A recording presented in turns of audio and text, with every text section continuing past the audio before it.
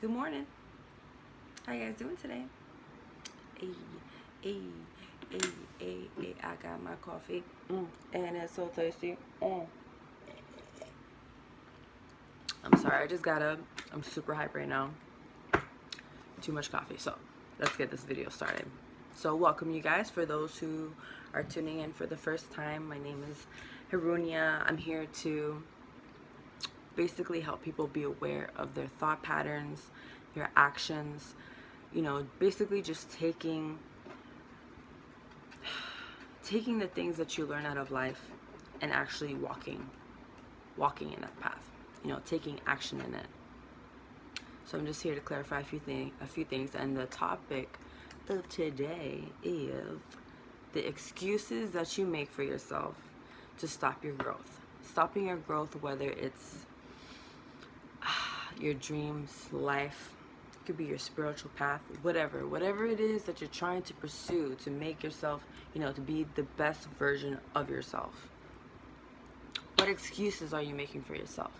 My personal excuses are, I'm gonna wait until I get right before I pursue this dream. Listen, if you have a mindset like this, you're gonna die. You're not gonna die.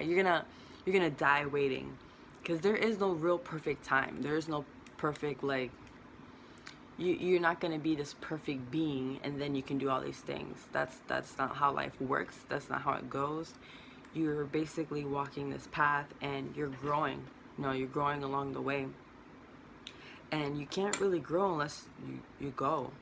If you're stuck, if you're stagnant, you're never gonna learn anything. You're not gonna grow. You're not gonna get any experiences to learn. You're not gonna, especially you have to fail eventually, and that's what helps you grow. And a lot of people are afraid. Also, another thing, their excuses is their fear, the fear of failure.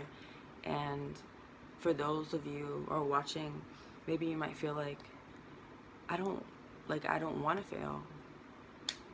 It's okay to fail. You're supposed to.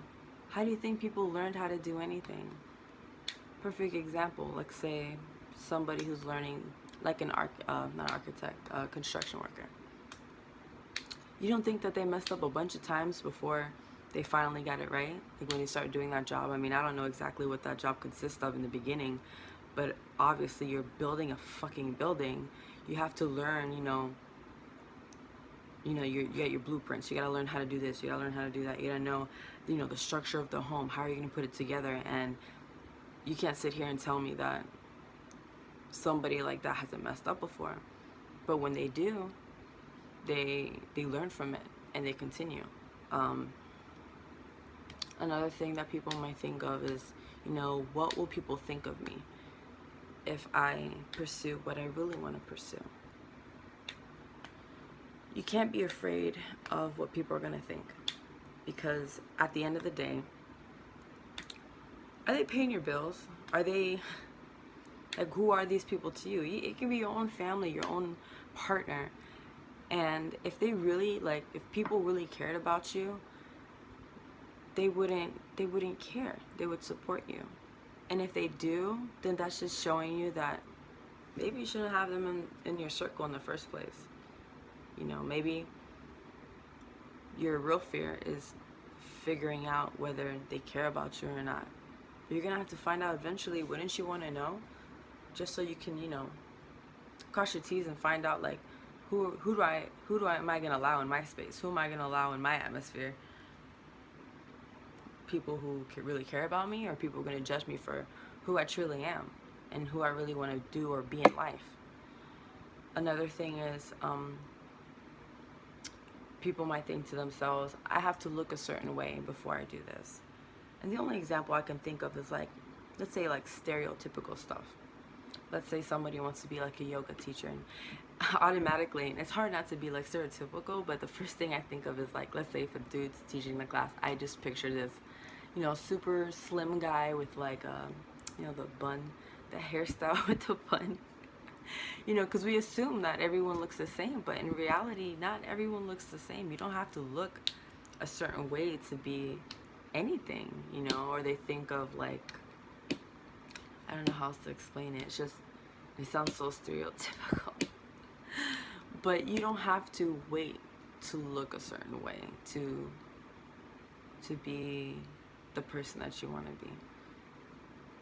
We were all meant to be different for a reason. Not all spiritual people have dreadlocks. Not all spiritual teachers are filled with tattoos. Not all tattoo artists have a bunch of tattoos. That's a really good one. It's very rare, but it happens. But that's the whole point, is that not everyone looks the same. So who gives a fuck what you look like? Just do what you want to do because it makes you happy. Another excuse can be, I don't have the money.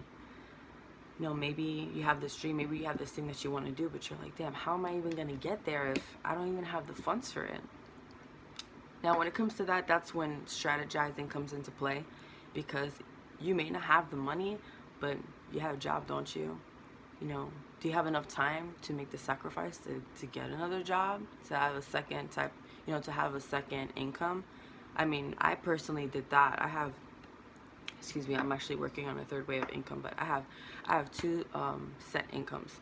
So what I do is, you have I have my one income where I pay my bills, and then the other would be for, the thing that I'm trying to pursue. So at least I know that there's two separate. So I know that one I can't fucking touch because that's for whatever I have planned for, and the other is for the regular, humane, mundane shit that you have to pay for, whatever, apparently, to live on this free earth that you have to pay for. So another thing is, sometimes you gotta learn to just shut that voice inside you and just do it. Is that voice really you that's speaking negatively? Is it past demons? Is it, I don't know, your inner child, your growing up, if there was somebody who was, shaming you or putting you down, and that voice doesn't seem to go away for some reason. You have to at least learn to distinguish, so then you can stop yourself and be like, well, hold on. Why do I feel this way? Why am I upset right now? Why do I feel negative? What voice am I hearing? Is it my own? Or is it from old thought patterns that I've learned along the way? So then you're able to realize it, smash it, and be like, out my way. You ain't gonna stop me. You have to remember that you are the only one that's stopping you. Your thoughts are irrelevant, and only you can make them exist. Only you have the power to shut that voice and keep it moving. And is it fear? Just remember that fear equals lies. It's false evidence appearing to be real. That's what fear stands for. It doesn't really exist. It exists because you make it exist. I always think of the movie The Matrix when I say that, but what's that little kid saying when he's like, Neo saw the kid on the floor and he's like bending the spoon. He's like, just remember, there is no spoon. It's pretty fucking deep. If you guys haven't watched, I had to rewatch that movie because I saw it when I was a little kid. And I never realized how fucking subliminal that movie is. And it's a freaking documentary. If you need to reawaken your spirituality or your way of thinking, watch that damn movie. Because it's not the same as from watching it when you were a kid to watching it now. I think that movie came out when I was like 10 or something like that, or younger, but the movie's pretty fucking deep. Anyway, off topic.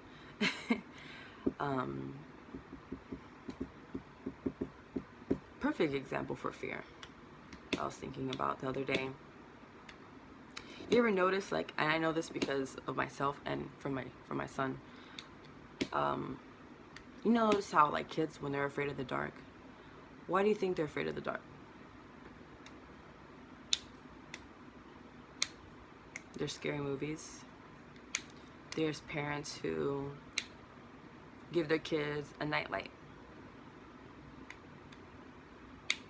Then there's parents my friend, she has a son about a year older than my son, and he sleeps in pitch black dark.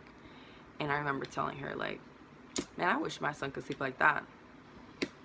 He's scared of the dark. I need to leave the bathroom light on. He has a night light and then the bathroom light when he goes to bed. And she says, oh, you want to know why? I'm like, yeah, what is it? what's the trick? She goes, ever since he was a baby, I always put him to sleep that way. Makes sense. He learned to be in that environment when he's asleep. He knows that when all the lights are off, it's time to go to sleep. He wasn't taught to be afraid of the dark. Because to him, in his mind, in his reality, it's something normal. It's nothing to be afraid of. Unfortunately, I grew up with a nightlight, so it was something I taught my son, and now he's afraid of the dark. I mean, eventually he'll grow out of it, but that's just an example. That's an example that I thought of that I thought was pretty cool. Also, I want you guys to ask yourselves, where are these excuses coming from? Was it taught to you? As a kid, I was taught that there wasn't enough money.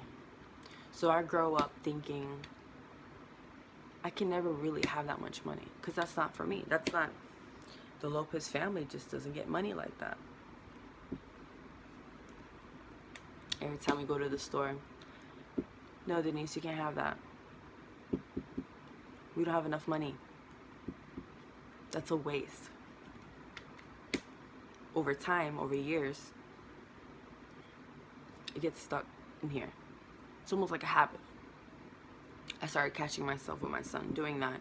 And even though I really do have the money, it's just, every time you go to the store, I'm not going to buy you a toy.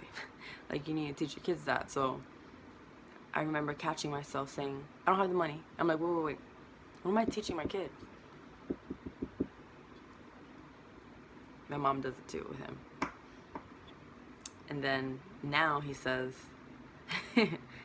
Mom, you got enough money for this? When I go to the store buy stuff. I'm like, whoa. First of all, I'm going to tell you right now, yo, mommy got money, okay? I'm just not going to buy it for you. Like, let's be clear, let's be honest with our kids. Not just our kids, but just in life in general. So, what other excuses? Like, where else are they coming from?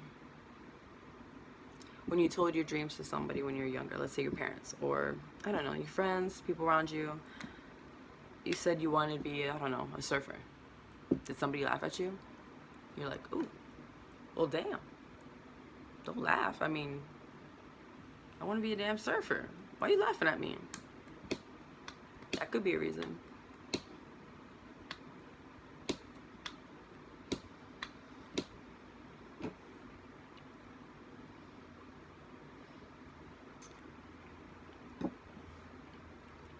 A lot of these things are learned growing up, especially from childhood. And it's crazy how that can influence your future. It's all about recognizing your thought patterns, your actions.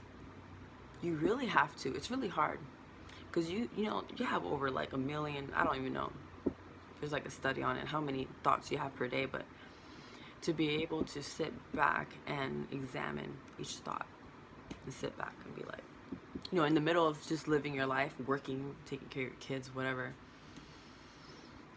to be able to stop yourself and examine, what am I thinking about right now? Why am I thinking negative? Why do I feel? I think the easiest way to do it is your feelings. Anything that makes you feel at unease, like uneased, I don't know if that's a word. You're not at ease. Anything that upsets you.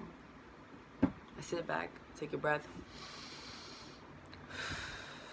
Why am I tight right now? And then from there, figure it out.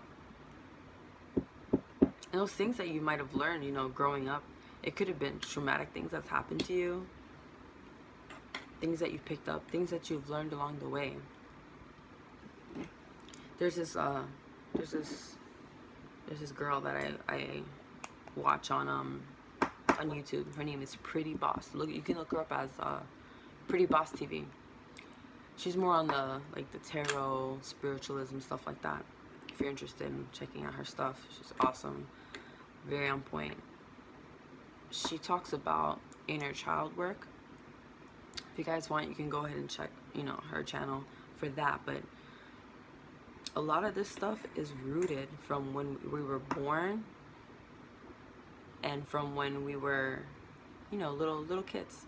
I think there was a study about how children are like, I think they're sponges until they're like 5 or 6. So whatever they learn within those years, it's like it sticks with them. They say it's scientifically proven that it like sticks with them for the rest of their lives. That is so fucking essential to, like, especially for those who have children, to be very careful about what you're putting in your children, like in their minds. You know, what are you letting them watch on TV? What kind of video games are you letting them play? What are you telling your children? Who do you have around your children? Because they're like sponges. Their brains are like sponges. So whatever they learn when they're that age is so critical in their upbringing, in their growth in life, mentally, physically, spiritually, everything. So I'm gonna leave you guys with that. I want you guys, if I can close off the video, it's the real excuse is you. That's it. You just have to be aware of what's making you, what makes you tick the way that you do. Maybe instead of just getting to this whole, like, you know, I don't want to call myself a motivational speaker, just, I don't know, I just talk about what I learned along my path, and I just so happen to be into spiritualism and, you know, just trying to grow spiritually and as a person, trying to be a better version of myself. So with that being said, see you guys later.